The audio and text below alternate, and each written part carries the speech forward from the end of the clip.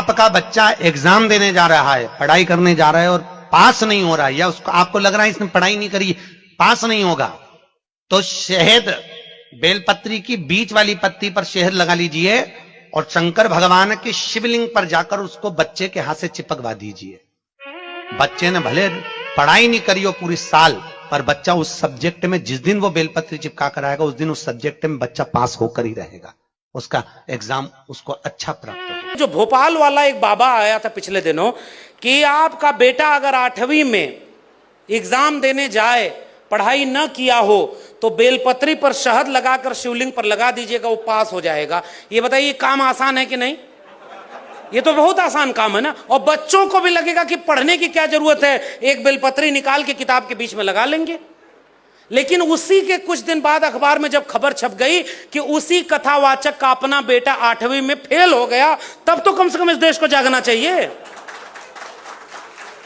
ये वही देश है जहां 1998-99 के आसपास गणेश की मूर्तियां दूध पीती थीं। तब तो सोशल मीडिया नहीं था और पूरे देश में लोग दूध लेकर के मूर्तियों को पिलाने चले गए थे। अब मैं पूछूंगा, कम से कम बिहार में हूं तो पूछ ही लेता हूं कि आजकल प्यास नहीं लग रही क्या? और मैं किसी का अपमान नहीं कर रहा, मैं तो वैज्ञानिक बात पूछ रहा हूं। आपको पता है यह अंधविश्वास इसलिए किया जा रहा है क्योंकि पीछे से आपकी शिक्षा, आपकी नौकरी, आपका बैंक, आपका विश्वविद्यालय बिक गया है और आपके बच्चे अब तार्किक बौद्धिक नहीं पैदा होंगे, तो जो अपढ़ कुपढ़ भीड़ होगी वो अंधविश्वास की तरफ नहीं जाएगी तो क्या जाएगी? अगर वो पढ़ लेंगे तो पूछेंगे कि बैंक ऑफ इंडिया प्राइवेट करने के लिए क्यों कर रहे हो? आपने कहा ना कि वहां बाहर से आउटसोर्स कराया जा रहा है। साहब, हमारे यहां नई शिक्षा नीति में 40% सिलेबस ऑनलाइन मोड में चला गया। हमारे मित्र मनोज गुप्ता जी बैठे हुए हैं, पटना में असिस्टेंट प्रोफेसर हैं। हम लोगों ने बड़े आंदोलन साथ में किए, 13 पॉइंट रोस्टर का आंदोलन किया था। निर्देश जी बैठी हुई हैं दिल्ली के, हमारी बहुत क्रांतिकारी साथी हैं।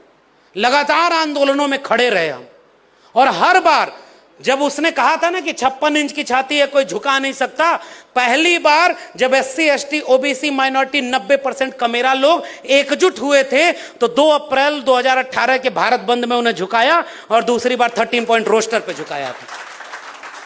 जब जब हम एकजुट हुए तब तब हमने उसे हराया है, क्योंकि हमारे लोग तो उनकी संख्या बढ़ा रहे हैं और वो सारे आंदोलनों से जो हासिल हुआ उसे दूसरे रास्ते खत्म कर दिया। 40% सिलेबस ऑनलाइन मोड में हो गया है।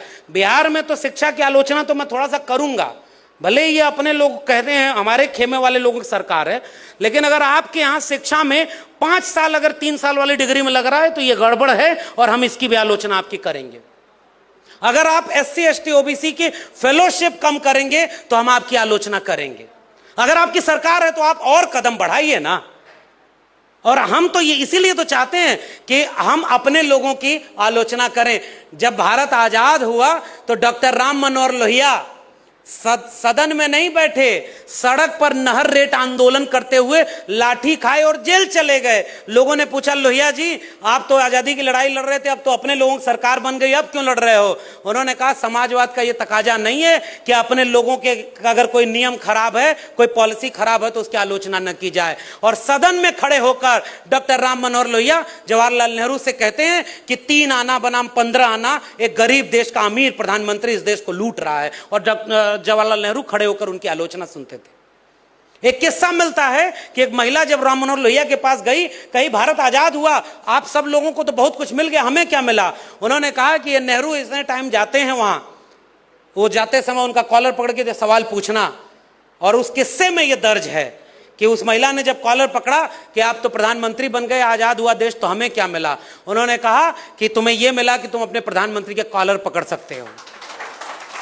अब वही देश आजाद होकर के यहां तक पहुंच गया है कि आप अपने प्रधानमंत्री की आलोचना कर दीजिए, आप पे NSA लगाकर जेल में भेज दिया जाएगा, और अगर आप उत्तर प्रदेश के रहने वाले हैं तो आपके घर पे बुलडोजर चल दिया जाएगा। हम अपने लोकतंत्र को खो रहे हैं।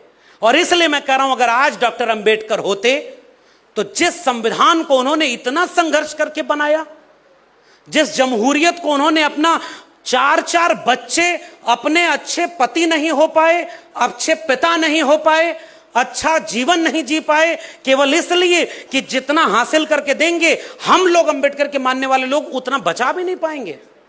क्यों लिख करके गए डॉक्टर अंबेडकर? और सख्त चेतावनी दी है, ये आखिरी बात मेरी है कि अगर हिंदू राष्ट्र हकीकत बनता है तो वो इस देश के लिए सबसे बड़ा अभिशाप होगा। हिंदू कुछ भी कह ले, मगर हिंदू धर्म स्वतंत्रता, समानता, बंधुता विरोधी है, वो लोकतंत्र से मेल नहीं खाता है। इसलिए किसी भी कीमत पर इस देश को हिंदू राष्ट्र बनने से रोका जाना चाहिए। इतनी सख्त चेतावनी डॉक्टर अंबेडकर ने और दूसरी किसी चीज के लिए नहीं दी थी। इसका मतलब हमारे पुरखे को पता था कि कुछ दिन बाद कुछ लोग आएंगे जो इस देश को हिंदू राष्ट्र बनाने की कोशिश करेंगे।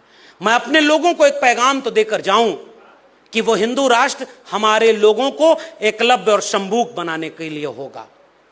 हमारी महिलाओं पर हाथरस और ऊना जैसा कांड का होगा। इसलिए अगर हम हिंदू हैं तो हमारे प्रोफेसर, डॉक्टर, इंजीनियर कहां हैं? हिंदू तब बनाते हो जब दंगा कराना होता है। और बताओ, अंबेडकर जयंती के दिन फिर से एक सवाल पूछ रहा हूं।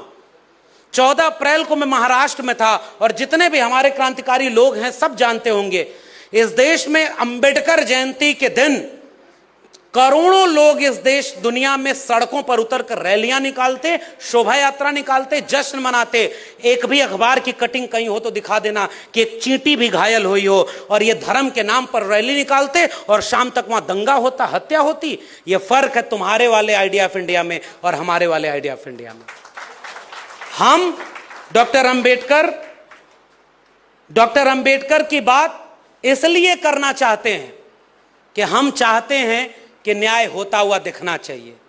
अभी मेरे पास एक पर्ची आई है, मुझे नहीं पता किसने लिखा है, कि भाई ये जो गोपालगंज के डीएम थे जी कृष्णैया, उनको भीड़ ने घेर करके मार दिया।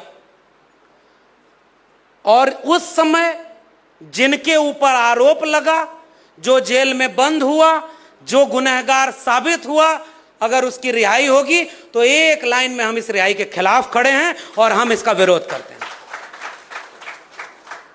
न्याय न्याय की बात की तरह होगा, और न्याय की बात यह कहती है, और इसीलिए मैंने डॉक्टर लोहिया को याद किया था, इशारे में वही बात मैं कह रहा था। डॉक्टर लोहिया अपनी सरकार के खिलाफ आंदोलन कर रहे थे, और इसलिए मैं कह रहा हूं कि हम अगर वैचारिक लोग हैं तो हमें आलोचना करनी होगी, उनकी भी और अपनी भी। आप इसलिए खतरा है, हमें दोनों से लड़ना है। हमें अपने वाले का भी ध्यान रखना है कि ये भी कोई गड़बड़ काम करेंगे तो इनकी अब आलोचना करनी है, लेकिन आप तो बिहार वालों आलोचना कर सकते हो और करो, करनी चाहिए।